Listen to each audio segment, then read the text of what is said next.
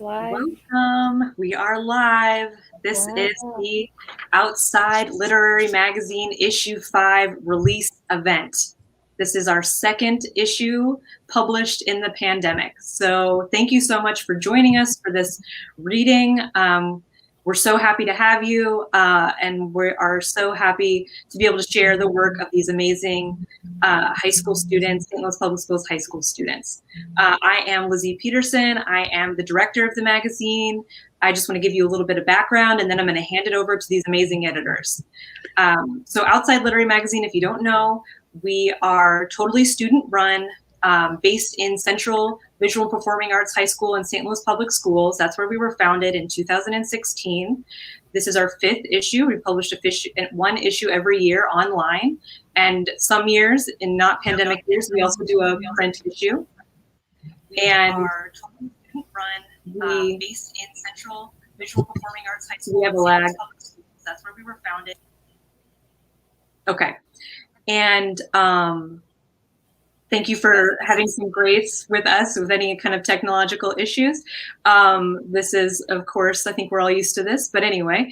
So the goals of the magazine are to serve students in St. Louis Public Schools district and high school students by sharing their work. So writers and artists can come together and use this large platform that we have online. We also do printmaking. We do editing workshops, and we do writing workshops with our writers in person, and we did one online this year. So the goal of this program then is to empower everybody as artists, entrepreneurs, writers, and to increase the reach of all of these amazing, talented young people. I want to also acknowledge our funders. We have some amazing funders, including the St. Louis Regional Arts Commission, the Sci Foundation, the Will Flores Fund, and our fiscal sponsor, which is the Midwest Artist Project Services, or MAPS, and also the many individual donors through Facebook fundraisers and people that have made book donations, gotten so many book donations over the last few years, and of course our many partners, which I'll name later. I'll get into the weeds of that later. But I want to hand this over to, we have Laura and Leah, our two main, our literature editor and our managing editor, to take it away. Hello, everybody. Hi, I'm Laura. And I'm Leah. And we are the student editors of Outside Lit Mag. We have both been with the magazine for 4 years now, since we were both freshmen. Long time, and it has been just an amazing experience. Yeah, I agree. It's been a lot and a lot of fun and a lot of the learning experiences for me. And I also would say for Laura and everyone else that was a part of this magazine. Yeah, I mean, oh, absolutely. It's on my way. To let you have a little insight into what the process of creating the magazine is, first we reach out to all the students in SLPS, because we've expanded to every high school in the district in these past couple years, which has been very exciting. And we put out a call for submissions for art, writing, that includes poetry, short stories, and all of that. And we ask for submissions from these writers, and we just read all of this work and look at all of this art and see what fits together and to create this wonderful magazine that you're now seeing the finished product. Yes. Yeah, there's a lot that goes into it other than, yeah, so we do ask a lot of people, pretty much stalk them. It's quite a lot of fun. And yeah, then we also just have the chance to like build up the website, get to learn everything else about it. We talk with all the writers that we decide to accept in the magazine. We do an editing process with them. And even for this year, the last two issues that we put out, it's been virtual and it's been a different experience, but it's been a lot of fun all at the same time. So it definitely has. It's been a great learning experience. I've learned so much about the publishing process and the editorial process that I wouldn't have gotten an insight into without Outside Lit Mag, and I'm very grateful for that. yeah. So Without further ado, let's get into the readings from some of our writers and poets. First up, we have Ismail N. Bachwe with Protest and Pandemic. He is a freshman at collegiate high school, and his poem is paired with an art piece that was also created by Ismail N. Bachwe. Take it away, Ismail. Hello, this is Ismail N. Bachaway, and this is my poem, Protests and the Pandemic. Stuck at home, protests in the streets. Everyone is on the edge of their seats. We demand change. Racism is also strange. We're up for the task. Please wear your mask. Life today is not a game. But who is the one to blame? Racism must end. Together, we must begin.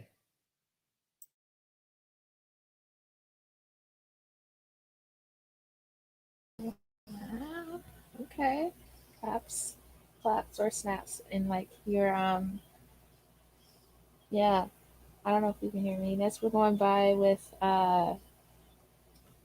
oops. Yeah, next we're going next with Jayana Stillworth.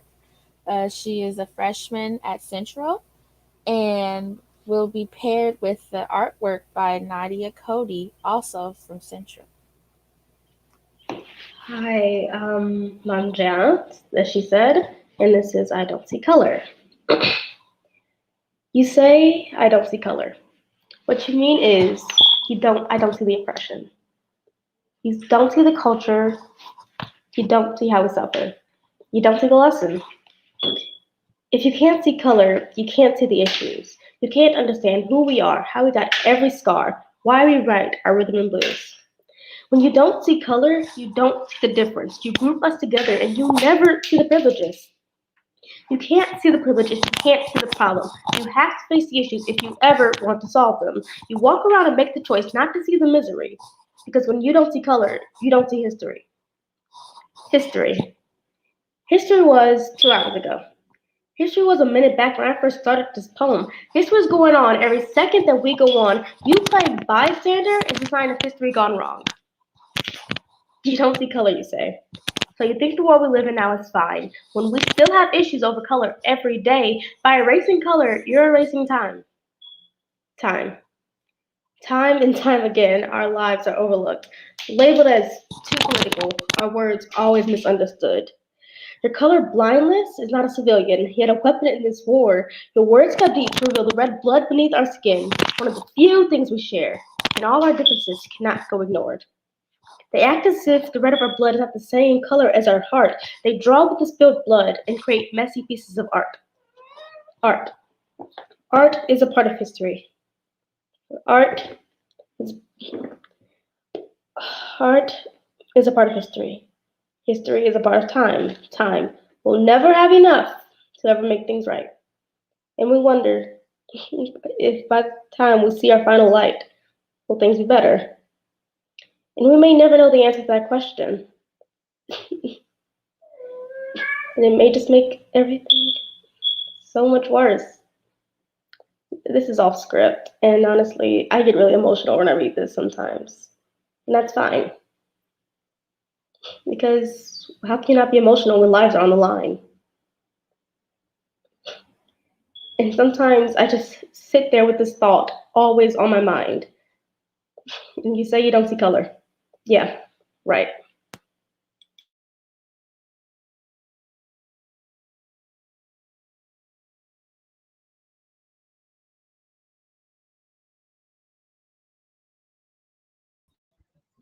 Wow, thank you so much. That was amazing. Next up, we have Taya Vincent, a senior at Metro High School, with her poem, What Daddy Taught Me.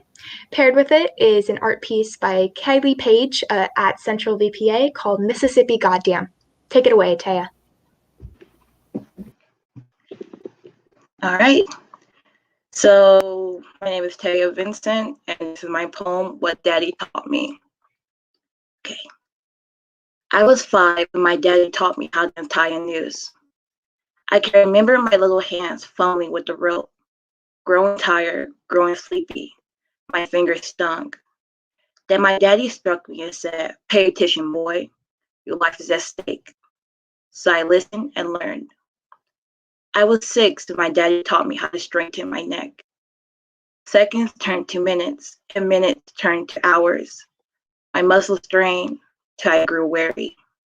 Then my daddy struck me and said, "Pay attention, boy. Your life is at stake." So I listened and learned. I was 7 when my daddy taught me how to play dead. It was hard to breathe. The rope stung around my neck, my vision growing blurry. Then my daddy struck me and said, "Pay attention, boy. Your life is at stake." So I listened and learned. I was 10 when my family escaped. We ran through the darkness as the stars screamed. Hands got daddy, man got mommy, then finally me. I was to be hanged. Coarse rope clung to my neck, my feet dangled in the air. People watched, their eyes twinkling like the stars. I straightened my neck. Some left. I played dead. They all left. I tied the noose. The stars laughed. I escaped.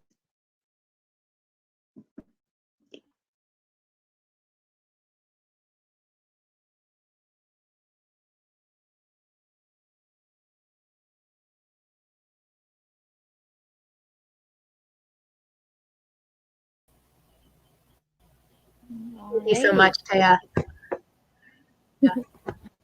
So good. Next, next we will start with Lily, Word with Wisdom. Yes, with her poem "You Smile at Me." She's a freshman at Metro, and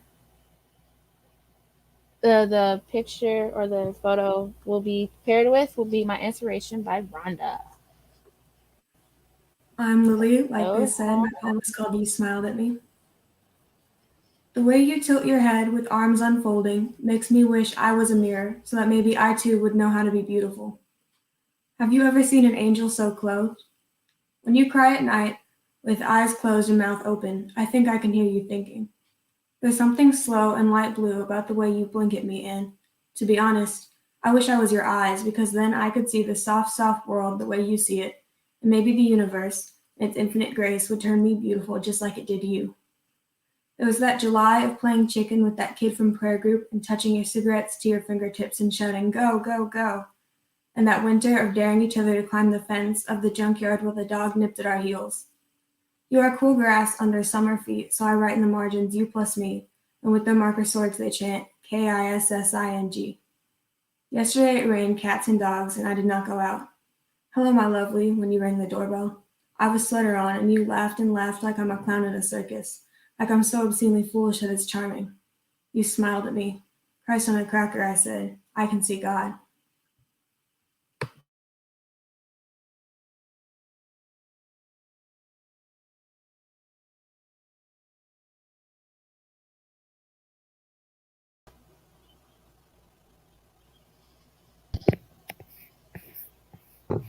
Thank you so much, Lily. Next up, we have a poem from Giovanni Penny Johnson called Black Rose. alrighty. He is a freshman Thanks, at Metro, Lily. And now the and paired last with one it, that will be spoken by Taija. She is a senior at CBPA, and her the picture will be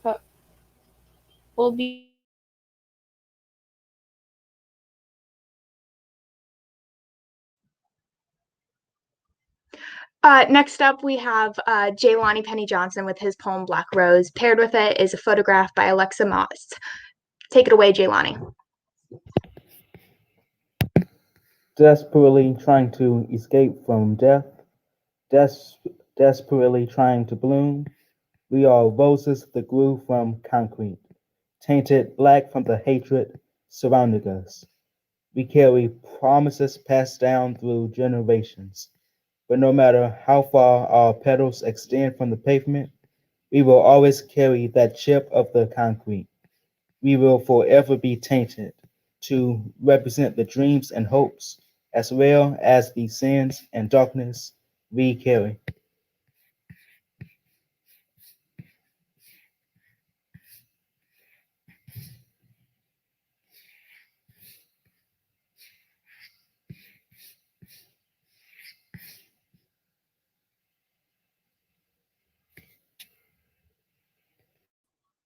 Thank you, Jaylani. Next up, we're going to have our final piece read by Tyja Stallings. Her work is called Words Unspoken. She is a senior at Central VPA, and paired with her work is the I Can't Breathe series by Jordan Shaw from Metro. Go ahead, Tyja. The mind can be one of two things when left without some type of help or small emotional release. The mind can be a battlefield of emotions or unhealthy thoughts, a blood-stained area forever being trampled as long as it continues to live. The mind can also be dead, one or the other when left alone, not in between. When words go unspoken, it becomes a nuclear weapon, laying dormant with the memories that caused the words to be birthed. Through the sorrow of a lost one, in front of their own house, never enough time to run from reality. If only unspoken words were spoken, but time never rewinds. Words that never formed into a story told out loud makes its way to paper and ceases the growing war. Never knew how fast blood could spew out of a person's body. It forever replays in my head. Like a cartoon rerun, it never gets old. Oh, to silence the gunfire. The internally rings throughout my head, to silence a noise that only grows louder with each second that goes by. A haven heard of by all, known to few. If only unspoken words were as loud as sirens, enough for the whole block to hear. Words living in memories of the dead, silence died in the memories of the living, and yet words are still left unspoken. I saw the blood spatter. I saw the wounds. Around 10, maybe? Oh, to see without my eyes, to hear without my ears, to speak words unspoken, a way to release paper and a pencil, written words to never be spoken. Release the burden of pain and anger from one's chest. Release becomes a feeling of relief when unspoken words will never be trapped. Here, the trampled lands become a meadow of flowers.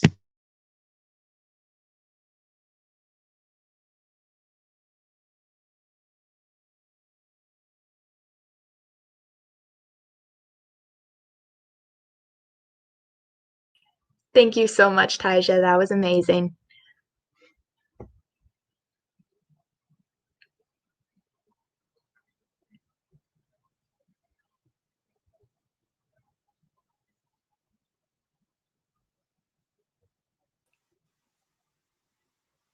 All right. That was amazing. I think we just have to take a minute and take it all in, right? Oh, this is such a, yeah, exactly. Some snaps, right? We're all muted and snapping, right, in our homes. Yeah, and I think I'm so, this has just been such a joy to bring everybody together. And so the next piece is that because we're all together, and this is something that is honestly difficult to do in person even, right? To bring people from 4 different schools together to talk. So here is an opportunity, I think. We're going to talk a little bit about everybody's experience of being a part of this process, all of the writers, what they think of the magazine, and also, you know, how they came up with their poems, and what they hope our community can take from this work. So I'm going to go ahead and turn it over to Laura and Leah to lead this discussion. Of course. We're just going to ask our writers a few questions about their work, about their experience of being involved in the editorial process with Outside Lit Mag, and what they're taking away from this whole shebang. First off, we want to ask you guys, what inspired you to write the poems that are appearing in the magazine today? Anybody that has an answer can go ahead and just jump in. Good Yeah. Um, my inspiration came from an artist named Danielle Koch, who I've been following on Instagram for a while, pretty much since she started making artwork inspired by, you know, political issues or social justice issues in the world. And she had one piece called I Don't See Color that really, because I always hated that phrase for some reason. Like she had one piece that really like put it into words, and yeah, that definitely helped. And like once I got told, oh, you can make a poem for this performance thing, I was like, you know what, I'm gonna base it off of this because it's very relevant and people don't know enough that by the fact that it's not a good phrase to say, even if it sounds great.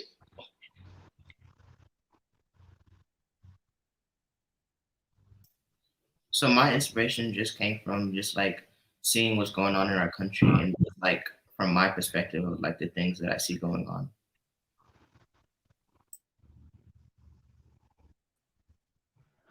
So my inspiration came from like a little idea I found in my head. Like one day I was like, oh, okay, I want to write something about a little boy learning stuff from his dad, but I want to make it powerful. So like, okay, oh, back in the days, some slaves used to like do exercise to make their neck stronger so they could like, not die from the news. But like, okay, let the father teach the son that. And that how my poem came to be.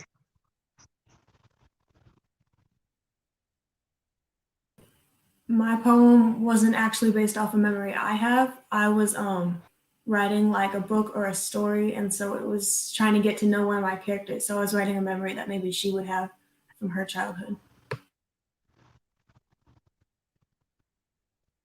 My inspiration came from seeing my uncle shot as a child, and that kind of stuck with me and came out when I realized that it was time to write another poem, and I decided to put it in the poem.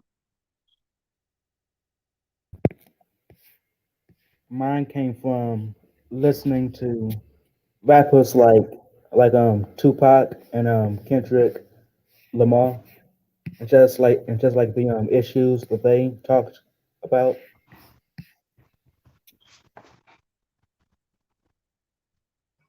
Thank you, everyone. Leah, Yeah. you want to go ahead with the next question? Yeah, that was awesome. That's cool to learn about all those things as well too. So your next question is what did you take away from the editorial process working with Outside Lit?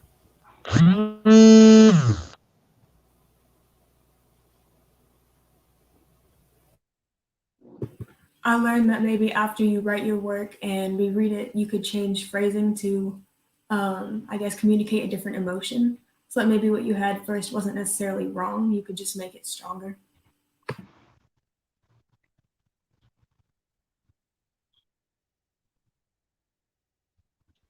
Yeah, I learned pretty much learned.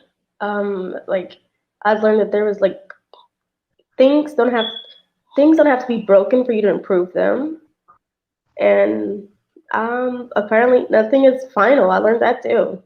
Nothing has to be final. It can always change, even after it's out to the world. The process is I just learned that you can I learned that you can have a great poem, but you can make it even better after rereading it and going back through it. yeah, I learned that there's always room for improvement, even if you think like the way you wrote it is like the way it should be, but you can always improve it and make it better.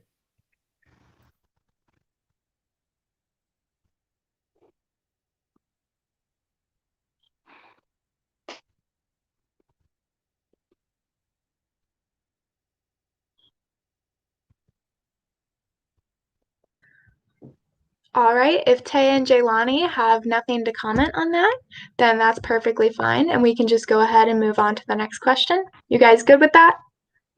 Okay. Next up, what do you think that the community should take away from the work that you've written? What do you want your readers to take away from your work?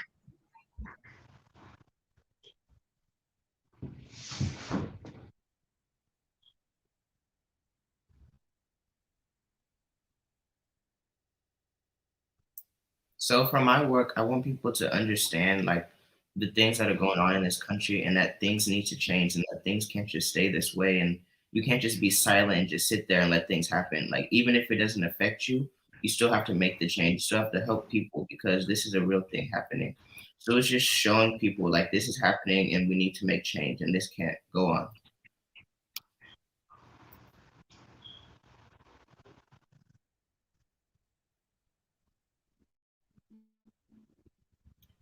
I really want people to not be a civilian because like it sucks, and just by doing nothing, you're not helping the cause. So yeah, if the whole world chooses to just go colorblind, despite the fact that color is very relevant after years in our country and all over the world, then the whole world just kind of goes dark.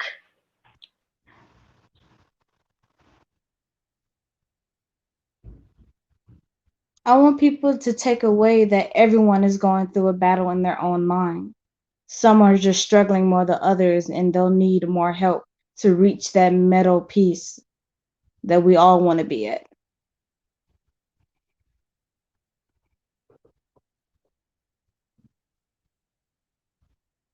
For me, I want people to realize how bad slavery was, especially for us, a parent to, teach their kid that, hey, you do this to be able to survive. Yeah, basically.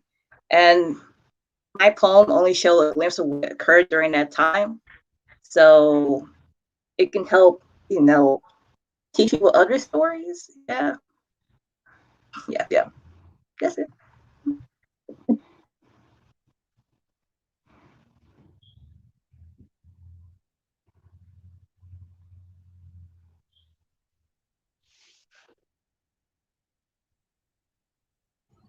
All right, if no one else has comments to make, Yolani, did you have something to say? Go ahead. I want people to take away how hatred hatred can affect people and stuff, and how even if you are affected by hatred, you can still make a change.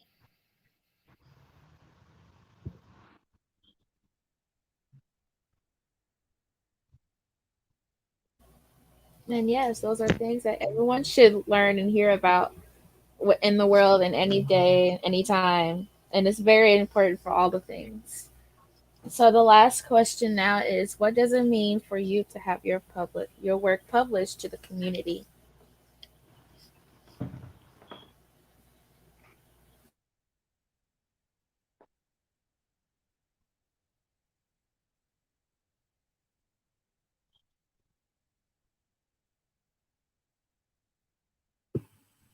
For me, it's like really important because I've always liked writing. I didn't really know what to do with it.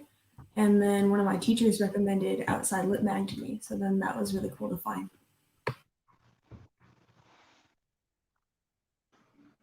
For me, it's important because this is one, because I write a lot, right? I never got anything published or I never finished anything. So me putting in work out here and getting it published is really important to me because it makes me think that, oh, I create better things, I create more things in the future. So To me, it's extremely important because it's a start, and everybody has to have a starting point. Just getting something out there is really impressive, and as more people read it and give feedback, I can take that and know that I did something, I impacted something.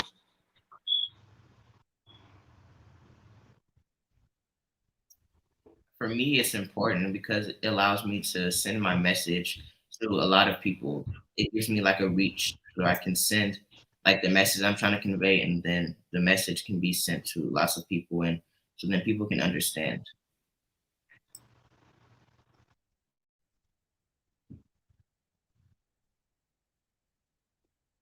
It's important. It's important to me because it allows me to take the words in my head and share it with anyone else who might be going through similar or the same thing as me. And it helps me realize I'm not alone and also stops things from just storing up in my storage.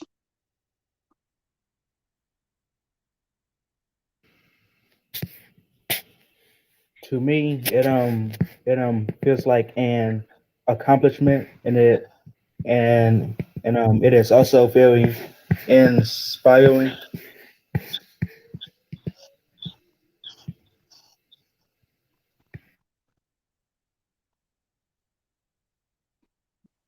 Thank you so much for that, everyone. That's amazing just to hear about what the writers think about this editorial process, about what they want their work to say to the community. Because it's true, for a lot of our writers, this is their first time having a piece of their writing published on a larger platform, and that can be really exciting. And I forget who said it, but you're right. It is just the start. It's just the start. You're all going places, and I can definitely tell that. So I just want to thank all of you for being here, for sharing your amazing work with us, for letting us put this on display for the community to Yeah, it's see honestly a what great amazing honor. artists you are. Yeah, it's a great honor though at the same time because honestly we're technically students just like you, but you guys are like younger and y'all are like the fresh and yeah, I really hope that y'all keep going in with this while we're gone. So like, and I'm You're most gonna definitely make me working on cry. the first side. Oh my God, don't do that because I will. But yeah, it's a great thing though to like help out with this, and I really do know that I am going to be helping in the future. So you guys will see me again. And I really hope you guys keep writing and don't stop. And it's very important that you keep your hopes up and everything else. With that, it's basically what? I have a Oh, few it's things to basically over say. there. Yeah. Yeah. So that this is so amazing, and you guys have shared such beautiful, beautiful thoughts.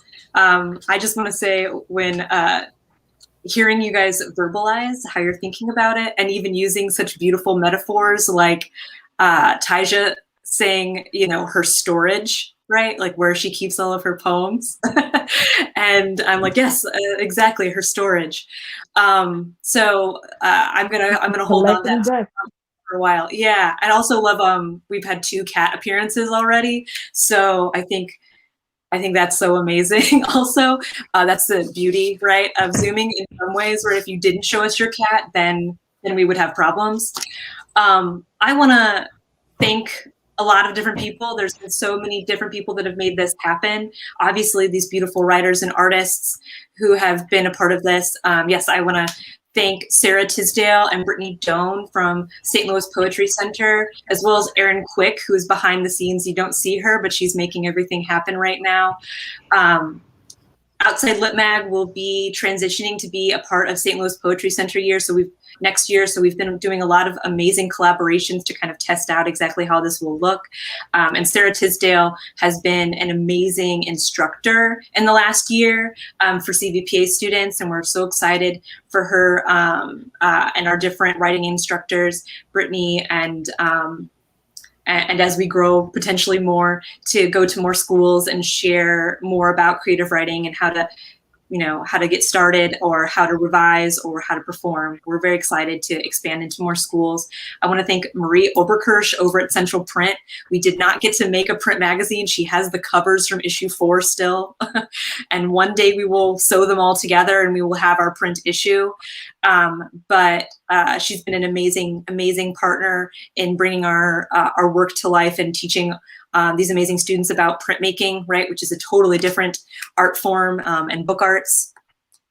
I also want to thank Kate McLaughlin from Locality Studios. She has been a huge help. She's come into our workshops and helped guide us through figuring out the new website. She has taught us some Photoshop and design after school, and making sure that our editors and students can go out into the world and do their own marketing and do their own websites and things like that. I also want to thank there's a ton of teachers who have helped us out. Shout out to Maggie Shu and Rachel Bone and Maria Ojas Castro over at Central Visual and Performing Arts. I could not do this without them. They've been texting me throughout this. I know that they're watching and snapping, right? Through the phone at all these readings and are so impressed with you all. And then I also want to thank Ms. Chambers and Ms. Novak over at Metro, Ms. Alford and Mr. Tamerkin over at Collegiate, and so many more teachers. Angela Bubash, I want to shout out to her over at McKinley, and also to all the writers that couldn't make it to this reading today, but have amazing, amazing work that is that's online for you to read as well. I also just want to shout out really quickly that we have a survey for this reading and this issue, and we would always appreciate your feedback. We're going to go ahead and put it in the comment section of our YouTube link, and it's on our website. If you can please take the survey, it helps us to evaluate this work and share it with the wider community, the impact of this. Please go read the rest of the issue at outsidelitmag.com. And also, yeah, feel free to share the event with anybody and everybody. We're always trying to grow and expand and partner with new people. And if you're interested in partnering, for instance, a lot of these writers are freshmen, and they already know that I'm coming for them next year as editors. I need them. Yeah. Yeah, Diana. Yeah. I'm looking at you. Lily, Jelani. I'm looking at you guys. So I can't wait next year to be in person, to collaborate, to go on our field trips again, and to make this all happen. Last thing I'll just say is if you can follow us, we're on Instagram, Twitter, YouTube, we're on the internet, we're everywhere. And so you can always keep in touch with us, DM us, whatever, to keep in touch and to ask questions. We always love communicating with everybody. So without further ado, if anybody else has finishing thoughts, I don't want to be the last person speaking. No. I just want to say thank you to Lizzie Peterson, who has been with us since the very beginning, and the magazine simply wouldn't be possible without her. So thank you, Lizzie. Honestly, Thank you so much. Yes, like honestly, if I never have heard about it in the first place, like my freshman year, and you came into the classroom, and he was like, so like we need like these people and like for these jobs and stuff, and I wasn't really sure at first because I didn't really write that much, but I'm much more of a writer now than I ever was. So yeah, I really do appreciate it because I would have never have done this at all if you weren't. So Okay, I will say one more thing is that it would not be possible with these amazing editors. We've had incredible editors over the years who have put in, and Laura and Leah have put in an insane amount of hours, their Sundays, their Fridays, their evenings, to make all of this happen and to build out the website and all of these things. Everything that you see, they have touched it, they have created it. I'm just over here, helping and pushing. Things need to happen and making sure that no, don't do that, because since I started writing freshman year, every year you come and drag me back to put more stuff into the magazine. Don't act like you have no part in it. Exactly. Yes. Okay, that is true. Yeah. Anyway, thank you so much, everyone, for coming to our writers, our writers, our artists, our audience. Thank you so much. Much love. Much love for that, and thanks for watching and coming out. We're happy that you guys are here and able to see everyone's amazing work. And for anyone else that couldn't go, just make sure you go check out the magazine, and it's all there. Whole new setup. It looks dope. Go do that. And get the views up. I'm just kidding, but still do it anyway. But yes, for real, thank you for coming out. It's awesome that you guys are here and everything else. All right, we'll wave bye.